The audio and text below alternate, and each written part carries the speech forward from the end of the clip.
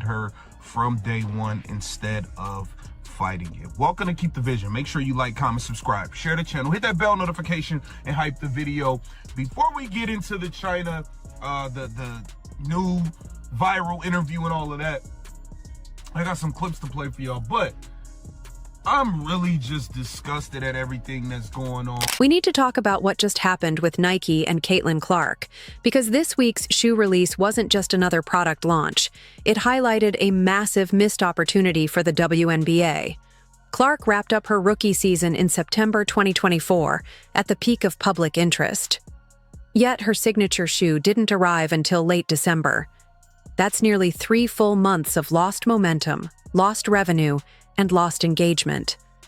During that time, young fans who watched her shatter records had nothing tangible to connect with. No signature shoe, no easily accessible merchandise, no way to buy into the moment. And while it's easy to point fingers at Nike, this delay reflects a broader issue. The WNBA failed to move quickly enough to support and amplify the biggest surge of attention women's basketball has ever seen. This video, they probably have watched your new commercial. So you got a group of people like featuring in your new commercial. What do they mean to you? Well, I think a lot of the people that are in this commercial are either people I've met or interacted with or have been big supporters of my career this far, whether it was me from a young age or, my college coach or Travis Scott, who came to a game when I was in college. He came to senior night. Pants. I love it. He brought some crazy energy on senior night, or the Kelsey brothers, who supported me honestly in college and even now professionally. So just a lot of different people that have really tuned in and really supported women's basketball, and then obviously specifically my career. Listen closely to what she's actually saying here. Travis Scott showing up for her senior night at Iowa. The Kelsey brothers backing her throughout college and into the pros. None of that was driven by the WNBA. Those moments weren't part of a league strategy or a marketing plan. They happened organically because Caitlin Clark turned herself into must-watch television. Celebrities gravitated toward her because the audience did first. The league simply benefited from the attention once she entered the draft. And instead of immediately protecting and building around that momentum, the WNBA allowed her to be targeted on the court while debating whether her popularity was somehow unfair to others. 我做了刚刚的这个广告解析。 As more and more people watch your commercial, your campaign, what do you hope they can take away from your campaign this time? I think for myself, it was kind of this just belief of you can kind of achieve anything, and you have this confidence, and you can kind of do it from anywhere and make it your own. I feel like that's kind of been my story of like, I have a lot of this confidence. It started, in my driveway as a young kid, of this belief of like wanting to be really good at basketball and spending a lot of time doing it. And my family were my biggest supporters since day one, and they kind of helped build that dream with me. And then now getting to do it on the biggest stage, I think is pretty special. And hopefully, I feel like inspiring the younger generation. It doesn't even have to be for them to play basketball, but for them just to achieve and believe whatever they want to and become whatever they want to, I think is a really powerful thing. Here's why this campaign works so well.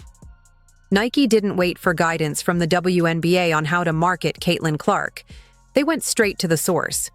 They told her story.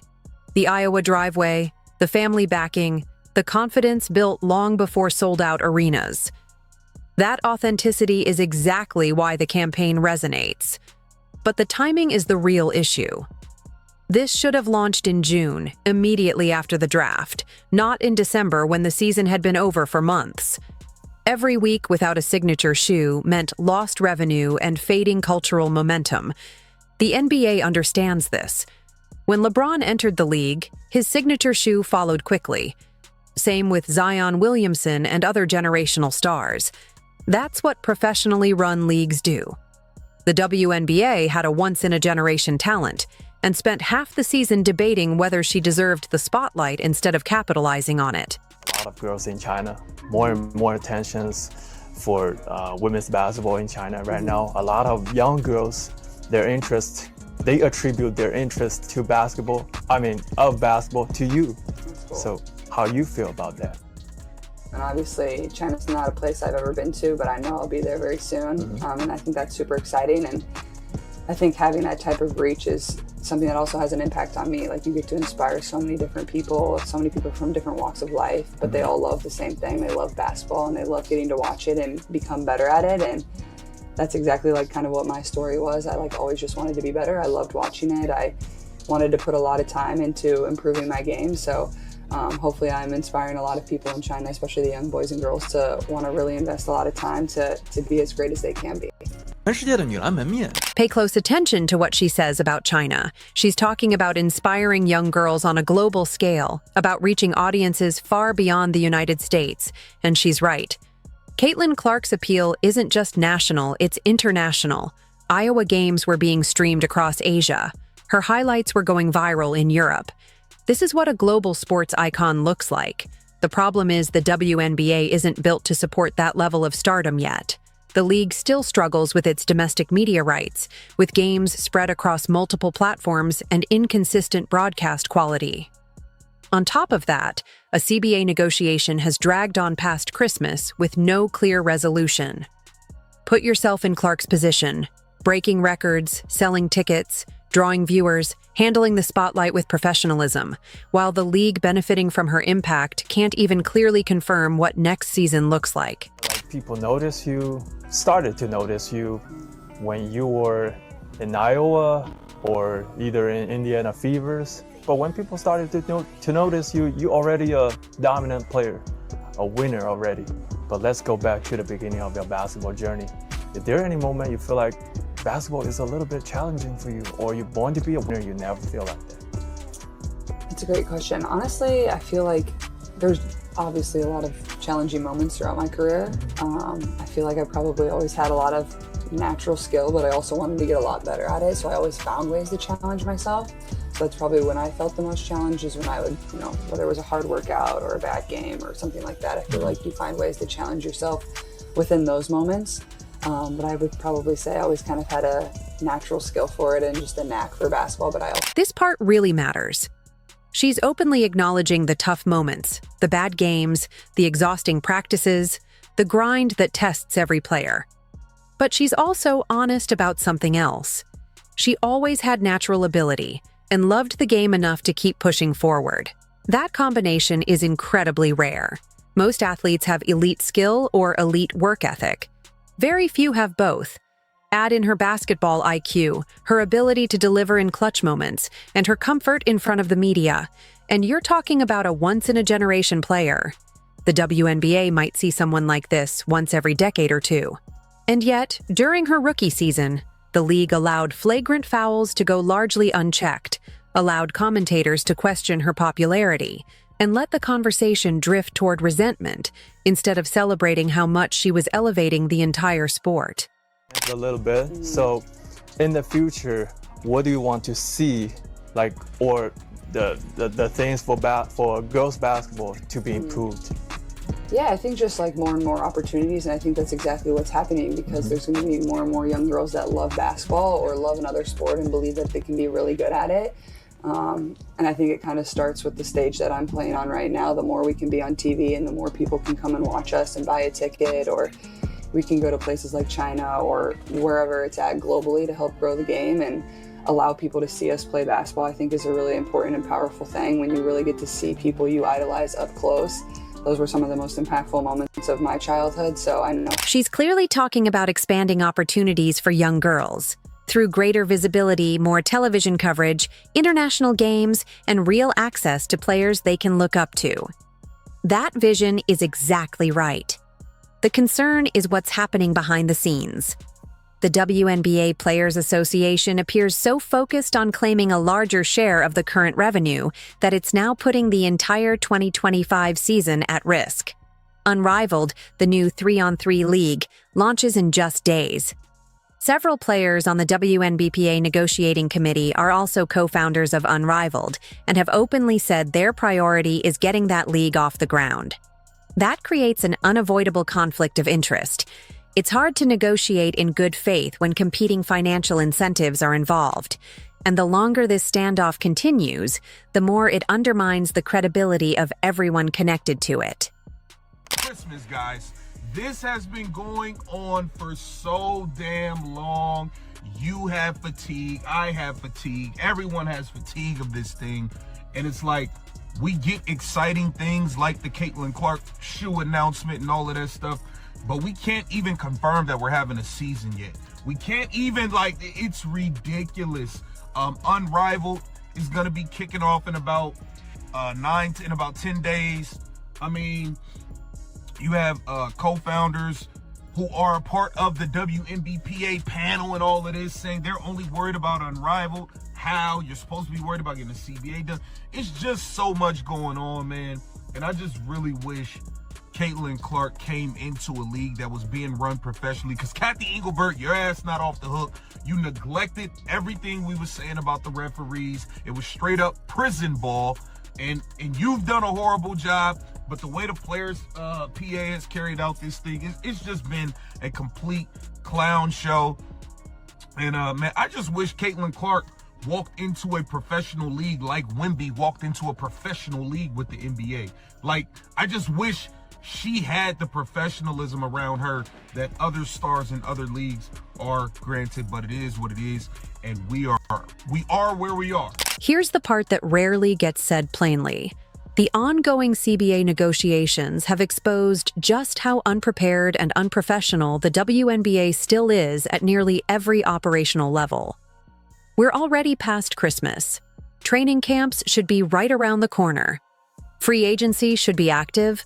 Front offices should be finalizing rosters and building momentum for the upcoming season.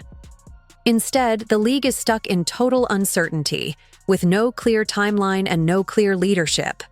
That kind of instability would be unacceptable in any major professional sports league. And this problem goes far beyond labor talks. What we saw during Caitlin Clark's rookie season was a league struggling to manage success in real time. The officiating alone became a national talking point. Night after night, Clark absorbed physical contact that would have drawn suspensions in other leagues.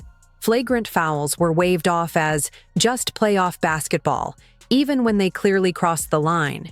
Instead of stepping in decisively, the league office issued vague statements that satisfied no one. Player safety and competitive integrity should never be negotiable, especially when your most visible star is taking the brunt of the punishment. Commissioner Kathy Engelbert repeatedly chose to defend the status quo rather than confront legitimate concerns. When your most marketable player is being targeted on the court and questioned off it, neutrality isn't leadership, it's avoidance. A professional league protects its assets while also maintaining fairness. The WNBA managed to do neither. The Players Association hasn't helped matters. What should have been a focused, strategic negotiation has turned into a public spectacle.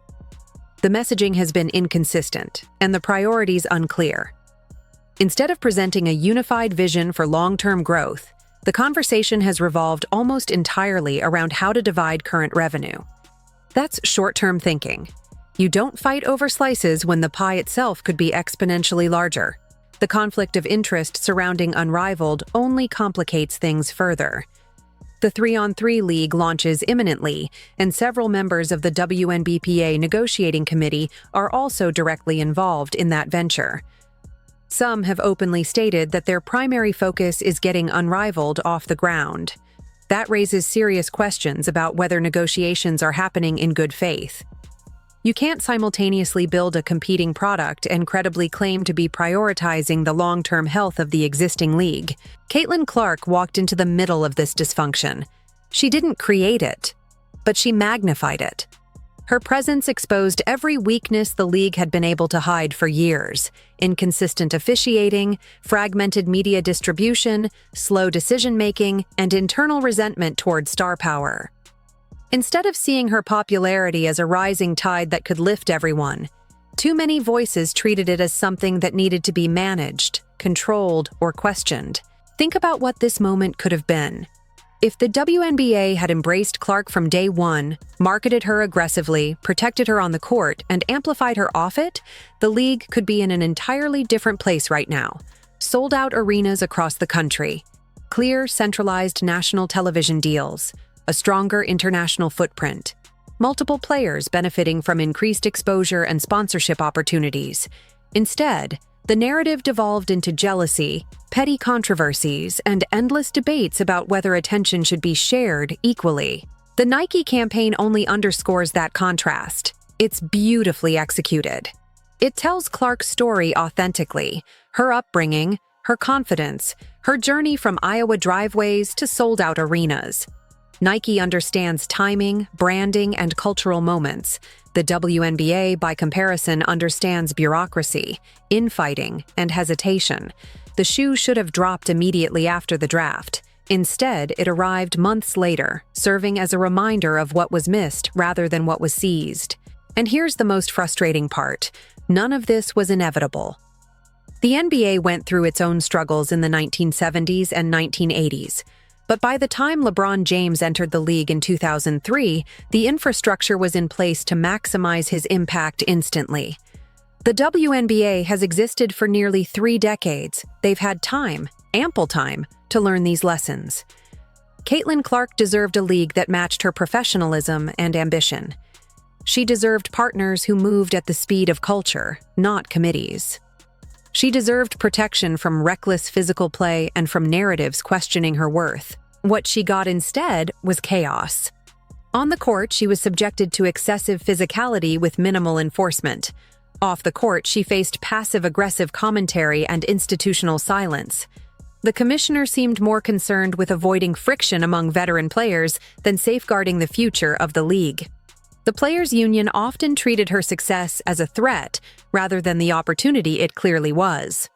The reality is this: Caitlin Clark doesn't need the WNBA nearly as much as the WNBA needs her. Her Nike deal alone is transformative. Her media opportunities extend far beyond basketball. She could play overseas for more money and greater stability. She could pivot into broadcasting or media tomorrow and out-earn most professional athletes. The league should understand that leverage and act accordingly.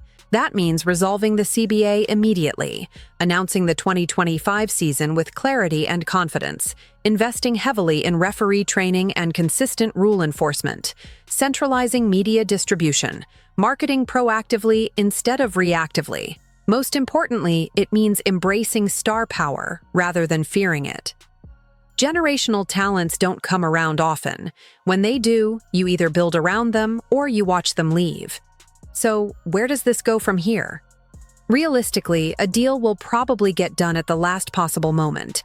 It will be framed as a win for everyone. Lessons will be claimed, but few will actually be learned. The 2025 season will begin with diminished momentum because the entire offseason was wasted on conflict instead of growth. Caitlin Clark will continue to excel despite the dysfunction around her, not because of institutional support. And years from now, when people look back on this era, the question won't be whether Clark was great. That will be undeniable. The question will be how much more the league could have been if it had simply gotten out of its own way and allowed a rising tide to lift all boats. That Nike campaign is what professional execution looks like. Trusting your star, owning the moment, telling the story without apology. The WNBA should take notes, but that would require self-awareness and a willingness to change. Based on the past year, those qualities remain in short supply. So let me know what you think. Has the league learned anything from this offseason, or are we watching history repeat itself in slow motion? Because if you're a Caitlin Clark fan, optimism right now is hard to find.